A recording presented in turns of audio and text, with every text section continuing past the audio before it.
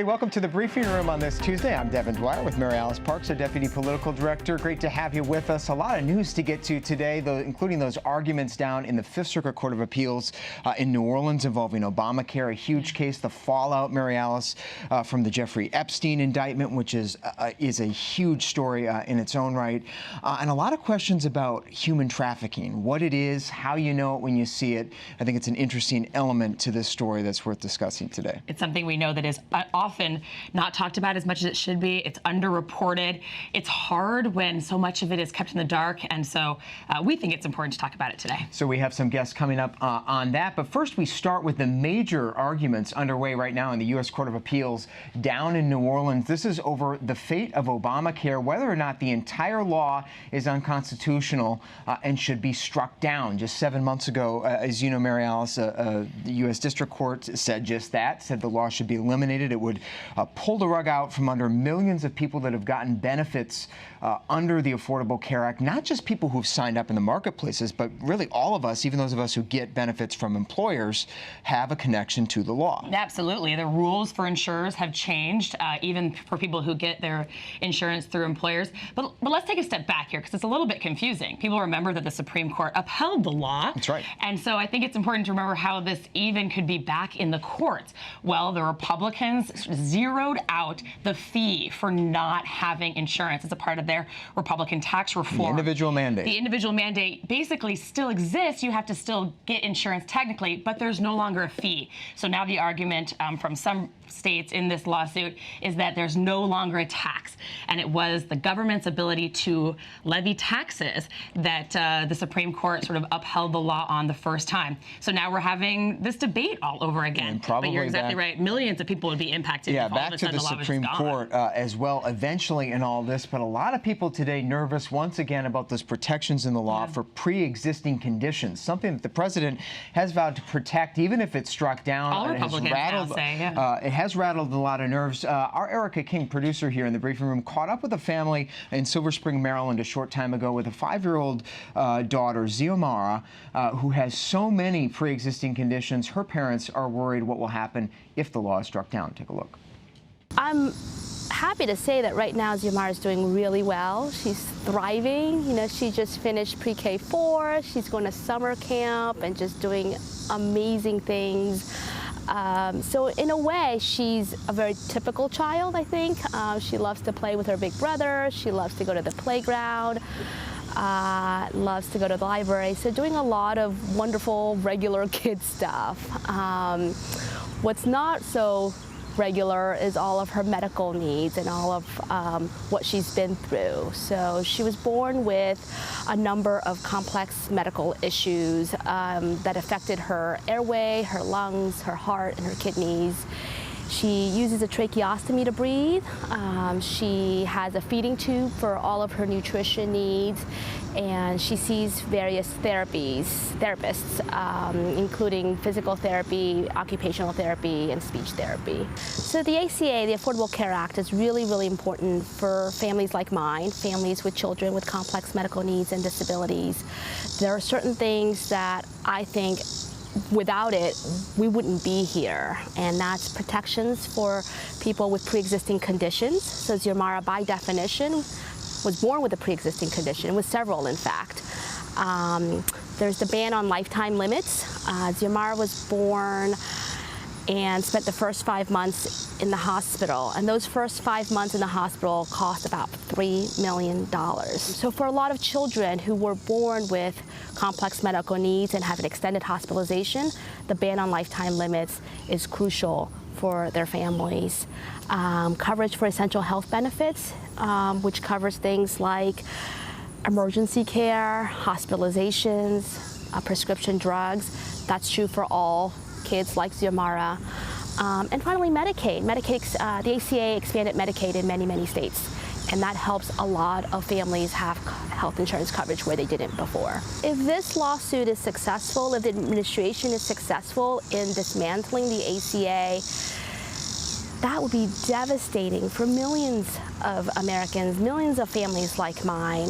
It's no exaggeration to say that it is a matter of life and death.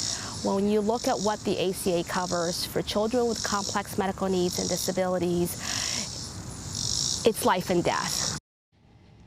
And we do expect the U.S. Court of Appeals in the Fifth Circuit to hand down their decision sometime later this year, possibly by the end of the summer. So all eyes on that. Meanwhile, a number of members of Congress are coming up with their own plans in case the law is struck down. One of those joins us now from Capitol Hill, Bruce Westerman, a Republican of Arkansas, who has been very active on the issue of health care and prescription drug coverage. Congressman, thank you so much for joining us here on The Fly this afternoon. Appreciate your time very much. Want to get your reaction to the arguments underway today down in New Orleans. You have staked out somewhat of a unique position among Republicans. You've advocated sweeping changes to Obamacare, not that it should be necessarily repealed immediately now that it's been upheld for so long. Where do you stand on these arguments today?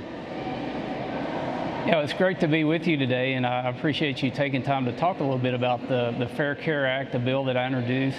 And, listening to the interview as we were getting ready to go on, it made me think that, it's time that we quit looking at what are Republican ideas and what are Democratic ideas, but what are good ideas for health care. We see that partisanship's not working in the health care debate.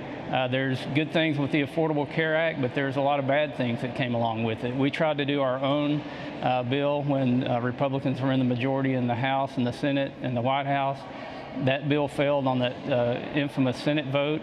It's time we start looking at what are good policies, things that are bipartisan, and that's what I put in the Fair Care Act. Regardless of how the Fifth Circuit rules on the Affordable Care Act, we have to have a better solution in place, and there's ways to do that. It's just going to take us working together for what's best for the American people and for the consumers, and we've got to address things like high insurance costs. We've got to look at pre-existing conditions and essential health benefits. We cover all of that in the Fair Care Act, and we also look at what can we do to get the cost of prescription drugs down. What can we do to change the ways that we're using some of our public payment systems, and look at more innovation in healthcare, and also look at ways that we can make it lower cost and cover more people and give the American consumers the kind of healthcare coverage that they deserve. The Republican Senate leader Mitch McConnell, as you know, has implied that he doesn't want to deal with health care again. Have you had any conversations with your colleagues in the Senate or colleagues at the White House who might help push for your bill? Yeah, I've talked to a lot of colleagues in the Senate. I've talked to House members. It's a problem whether we want to deal with it in Congress or not. It's a problem that has to be addressed. I'm thinking about the decision today from the D.C. Circuit where they ruled somewhat against the administration, and I agree both with the administration's position and the judicial position that it's Congress's responsibility to write the laws. I think the administration's trying to address a problem that's with the high cost of prescription drugs, trying to get more transparency in the pricing. That's a good thing. That's what the judge said, but he said it's Congress's responsibility to do that. Yeah, I want to ask you separation of powers. Yeah.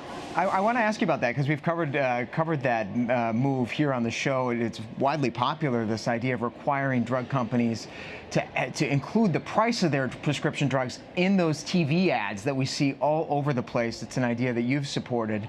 As you said today, this court struck that down, said Congress has to do it. Do you think Congress should enact a law that says these companies should put those prices in the ads? Would that be a good idea? And I think that's just the first step. If we go back to my Fair Care Act, we have a whole title on prescription drugs. We took the language that Senator Leahy, a Democrat, put together on the CREATES Act. We put that in the Fair Care Act and added some things to it. I'm getting additional ideas from other members, and we're continuing to grow that prescription bill, or prescription drug section of the bill. There was a bipartisan bill that was filed a couple of weeks ago, the PRICE Act, that takes some of the language out of the Fair Care Act. This deals with the time that drug companies can have exclusivity on biosimilar products, and to get more competition into the market. There's common sense bipartisan things we can do, and it's time that Congress steps up and does those things. Yeah. Would you go even further and outlaw direct-to-consumer advertising altogether? Now, I don't think we need to be outlawing consumer advertising and doing things to adversely affect the markets that way. People can do their advertisements to make it known that there's new drugs and new treatments out there, but there needs to be transparency in it.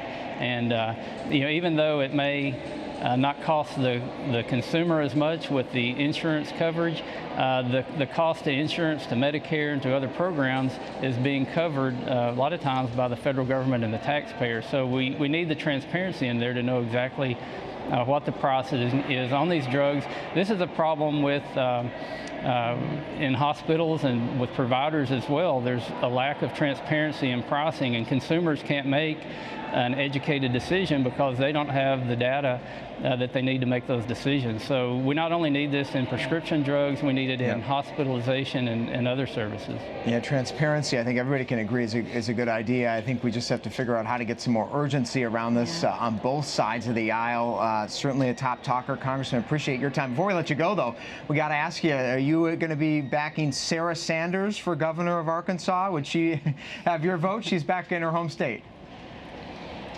Yeah, Sarah did a fantastic job here in D.C. I've said she has maybe the toughest job in D.C., and I've known her for quite a while, know her dad. She's a great person. That race is 3 years away and a lot I know. We're just having some fun with you. A lot of speculation. Yeah. She hasn't even announced yet, so we'll see. We're fans of Sarah here in the briefing room, so appreciate you, Congressman Bruce Westerman of Arkansas. Thanks for your time, sir. Yeah, good to be with you. Thank you.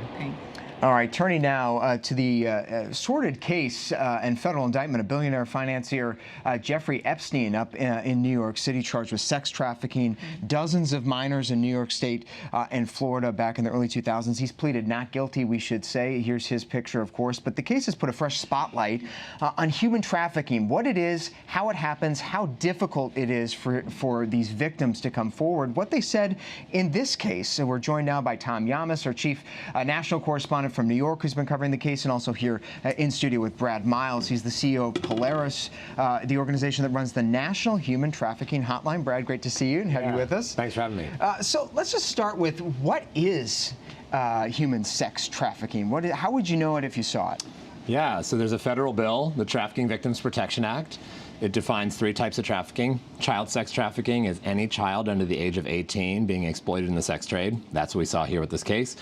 Adult sex trafficking is any adult 18 or over who's in the sex trade by force, fraud, or coercion. And then there's a whole piece on labor trafficking, which is any child or adult who's forced to work with force, fraud, or coercion. So you've got 3 types of trafficking. This one was all about child sex trafficking. And from your research, how common is this in the United States for underage women? We see the numbers in the hundreds of thousands. So we're looking at kids who have run away from home and they're vulnerable on the streets, runaway and homeless youth. We see kids being recruited in the foster care system because trafficking is all about abusing power over vulnerability. That's what this case is all about. He had tons of power. He was preying on people who are vulnerable. Other traffickers do the same thing. So they seek out kids that they know have already been abused, have already been neglected, have already run away from home, maybe LGBTQ kids who came out to their parents and got kicked out of their house. Traffickers are looking to prey on that vulnerability. That's the power dynamic at the core of this issue. And what are the standout signs of it? We see, I was traveling to New York a couple weeks ago. I saw signs up in the hotel that said, if you see something, say something, report human trafficking. But what are people supposed to be looking for? What's the sign that this is happening in front of them? Great question. A lot of those signs point toward the national hotline in airports and hotels and others. We appreciate that. I think that the tough thing is that there's not one single telltale sign, right? It's not like there's this one silver bullet. I think it's trusting your gut. It's seeing an overly dominating relationship where someone is very fearful of another person. You sometimes see that in hospital settings or healthcare settings where someone's kind of afraid.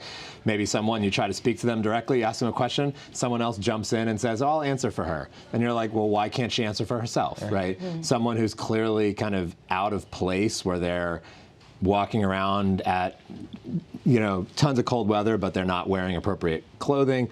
All these different signs. If something triggers in your gut, we encourage people to call the national hotline. We get about 200 calls a day from around the country. We learn about 11,000 cases of trafficking a year. And so we get to see all the patterns of how this really plays out. And it keeps coming back to people in power abusing people who are vulnerable. And we should say we do have the number up on the screen here. It's 1-888-373-78888. And do you feel like the numbers are going in the right direction? direction. I mean, these numbers are staggering. It's hard to even fathom that there could be that many victims in our own country today. Do you feel like law enforcement is getting better, smarter? Are people getting more aware, more able to recognize the signs? I think the movement is growing. I'm hopeful. I think awareness is out there way more than it was. I started doing this work in 2002 when I would go around talking about this. People didn't know what I was talking about, right? Yeah. So now most police are trained. I think now there are task forces. I think now most frontline professionals, like hotel workers, are trained. Yet we're still not seeing enough law enforcement capacity and service provider capacity to really build a strong, robust trafficking field. I think we need more investment in the field. But I still do think, though, that the issue has so much vulnerability out there, whether or not it's migrants traveling, whether or not it's people fleeing natural disasters, whether or not it's people in foster care, and traffickers are sitting there looking to prey on that vulnerability. So as long as those fault lines are out there in society, traffickers are looking to kick people while they're down, and that's what's so scary about this issue, is taking advantage of people. Like in this case, a lot of these girls were vulnerable. Let's bring Tom Yamas into the conversation, because Tom, you have spoken with some of Epstein's alleged victims here about what did they tell you about did they know they were being trafficked at the time, and how difficult was it for them to come forward? You know, part of the problem here, as we just heard, is that these girls were so young. One of the alleged victims was 14. She said she had braces on at the time. So it's hard to even, I don't want to say pass judgment, but even sort of get into that line of questioning of what's going on. These girls were allegedly paid hundreds of dollars at the time, and prosecutors said they were girls that Jeffrey Epstein sought out because they were vulnerable, as we just heard in your interview. You know, a lot of times the victims in these cases are kids who these predators think they can take advantage of, and a lot of times they obviously do take advantage of them. For us, what we've learned over the last few days sitting with these accusers is that they're so relieved right now. We were in court with two of the accusers yesterday. When they walked in, everyone sort of, there was a hush over the courtroom when two of the accusers walked in. And then when Jeffrey Epstein walked in, you know, he was in a blue prison jumpsuit. They could actually see him. They could hear the charges. And for them, it was a little bit of relief. But they're really not holding out too much hope, because they saw him beat this case before, and they're not sure what's going to happen this time. They feel he has so much power, so much money. They're hopeful that something can happen this time around, but again, they were disappointed so long ago, and it's taken them more than a decade to get to this point now, and we'll have to wait and see what happens. Yeah, and Tom, you alluded to it there, but that earlier plea deal that caused so much consternation now involved Labor Secretary Alex Acosta in the Trump administration. He was U.S. Attorney in Florida at the time. The president seems to be defending Acosta. Just a short time ago in the Oval Office had this to say about his Labor Secretary in this case. I feel very badly, actually, for Secretary Acosta, because I've known him as being somebody that works so hard and has done such a good job. I feel very badly about that whole situation, but we're going to be looking at that and looking at it very closely. Brad, what do you think? Should he resign? It's a conversation that's happening in the trafficking field right now. I mean, I think one thing that's clear is that the original case was just an utter failure of justice for these, 80 to 100 victims. And they've had to suffer with that trauma for the past 10 years while Epstein has been flying around the world with his multiple houses and his multiple cars. What this case does do, though, and I'm really appreciative of this, is that it expands people's minds of what a trafficker looks like. I think if I were to ask most people in the audience today, picture a human trafficker, what's the image that comes to mind, right? People think someone in Thailand, people think someone in organized crime. They might not think a Caucasian billionaire who's from the finance industry, right? And this case reminds us that traffickers come in all shapes and sizes, including this. And this is, finally, we're hoping that some real justice can get served here. Hey, Devin, if I can make a point here, you know, Sure, Epstein pleaded not guilty in court to those sex trafficking charges. I just want to get on the record with that. But the crimes that we're talking about today, now, the crimes he's being charged with now, are almost identical and similar to what happened years ago when Alex Acosta was the U.S. attorney. We're not talking about things that are drastically different. We're actually talking about a lot of the same things, the same mansions where these alleged assaults occurred in massage rooms with children. So Alex Acosta has put out a lot of statements. He was questioned about this during his confirmation hearings. He sort of held the same line. He's saying that there's new evidence now now, and he looks forward to the prosecution here in New York State. But you have to understand, Epstein took this immunity deal in Florida. He thought it was going to grant him privileges all over the country. That's what his lawyers are arguing. But prosecutors have made it clear that deal was only for Florida. This is a whole new ballgame in New York. All right, Tom, thanks so much for your reporting there. Weekend World News anchor and our chief national correspondent, Tom Yamas. Brad Miles, CEO of Polaris, which runs the National Human Trafficking Hotline. We do have that number. We'll put it back up. It's 1-888. 3737-888. There we go. We're open 24/7. 233-733. If you see something, say something. Those signs are up. Brad, thank you so much. Thanks for having me. Well, staying in New York now, in another federal case today, a federal court in that city issued a controversial ruling on President Trump's Twitter account today. The federal appeals court this morning in New York City ruled that the president cannot block his critics on the social media platform. Here's what the court said. The First Amendment does not permit a public official who utilizes a social media account for all manner of official purposes to exclude persons from an otherwise open online dialogue just because they express views with which the official disagrees. Well, since taking office, President Trump, Mary Alice, you know this, has blocked more than a dozen people, including novelist Stephen King and others, including a veterans group as well. Quite controversial. Fundamentally, this is a case about the freedom of speech, but also the relationship between the public and the government officials that represent them. There's an idea that people should be able to ask questions and should be able to speak their mind about how they think about people in office. And that's exactly the argument that our next guest has been making. Philip Cohen joins us via FaceTime. He's a university professor from Silver Spring, Maryland, one of the plaintiffs in the case, one of the 7 users that brought this case in court with the help of the Knight Institute for the First Amendment at Columbia University. Philip, thanks so much for joining us. How did you find out you were blocked by the President of the United States? And I guess some people might wonder, why did it bother you so much? Well, I was in the habit of tweeting in response to his tweets, criticizing his policies and his various things about his presidency, generally focusing on his corruption, incompetence, heartlessness, ignorance, like a citizen does. And I noticed I was blocked immediately because I couldn't I couldn't view his tweets all of a sudden. The reason it bothered me was not because I was hoping that he was reading my tweets or responding to them, but because it was a place to speak with the thousands and thousands of people who congregate in the threads of below his tweets. I mean, it's a very lively space in there, and a lot of people read my tweets, and we had a little conversation going there till I was excluded. I want to bring in our reporter, Aaron Katursky, who's been covering this case.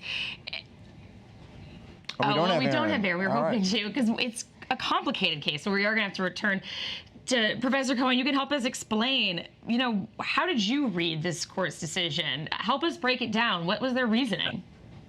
Well, this is exactly what we were hoping for.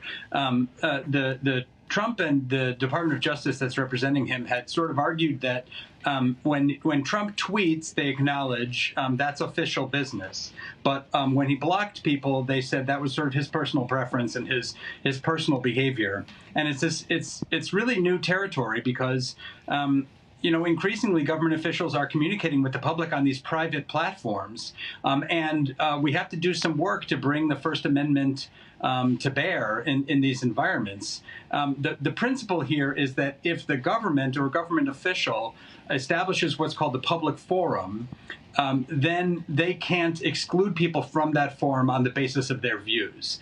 So Trump can have a private party, he can have a campaign rally, he doesn't have to admit, he doesn't have to let every person in the world walk into the White House.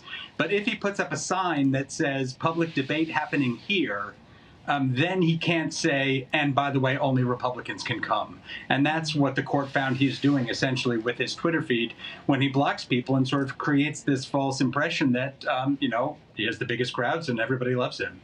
And Philip, going back to what it was that you were tweeting at the time, I don't know how many months ago it was that he actually blocked you, but what do you think it was that got under the president's skin? Were you surprised that he was even paying attention to your Twitter feed and actually went so far as to block you? Yes, I was shocked. I mean, Twitter gives you this sort of false impression that, you know, regular people are interacting with the rich and powerful and celebrities and so on. My tweets had a lot of responses, a lot of engagement, as they call it on the platform, but it never occurred to me that he was actually, that he cared himself. I think what happened was, you know, when people reply to a tweet, the way Twitter sequences the threads, the most popular tweets rise to the top. And so I had a tweet that said, had a picture of him and it said corrupt, incompetent, authoritarian, a very simple message. And a lot of people were liking it. And I think it sort of rose to the top. So if he were to sort of read the comments, he would see that right up there. And apparently just too much for his fragile ego. And now, soon to be perhaps unblocked, Philip Cohen, University professor of Silver Spring, Maryland, one of the plaintiffs in the case that won today in a federal appeals court in New York. The president cannot block people on Twitter. Thanks so much, Philip Cohen, in that interesting First Amendment case. Moving on. It is a reminder of how interesting it is that he uses his personal phone. That's been a huge controversy that, with all of the headlines in Washington, we seem to have security issue moved too, along from. Finally today, and this is a note from Mary Alice to give us the insights on, we have a new entrant, believe it or not, into the Democratic primary. We mentioned it briefly yesterday here in the briefing room. Now it's official. Tom Steyer, the billionaire activist, has launched his campaign. He put out a video this morning. Mary Alice, it's interesting to me. He's a unique candidate. Some people might dismiss this as a late entry, but unique in two ways. One, he is the lead agitator for impeachment.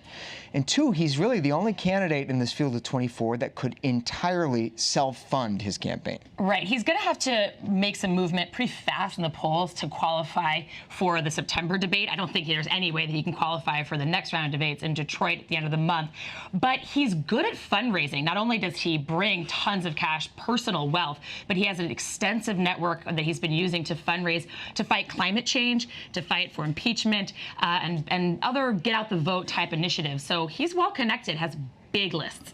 It'll be interesting to see him in the field, Mary Alice. Thanks for that. Finally today, the political world is saying goodbye to two-time presidential candidate Ross Perot, the Texas billionaire, 5'6", who ran as an Eagle Scout Navy officer and a philanthropist. He died today at age 89 after a battle with leukemia. His long-shot bids for the White House famously derided as crazy, and coincidentally, that song from Patsy Cline became his campaign theme song, which we will leave you with today here in the briefing room. A look back at Ross Perot in '92 dancing to Crazy on stage with his wife. See you tomorrow. We got the buses lined up outside, and we got the caretakers to take you back to the asylum. And we want to close on our theme song. Let's hit it, Ed. We're crazy. Crazy for feeling so lonely.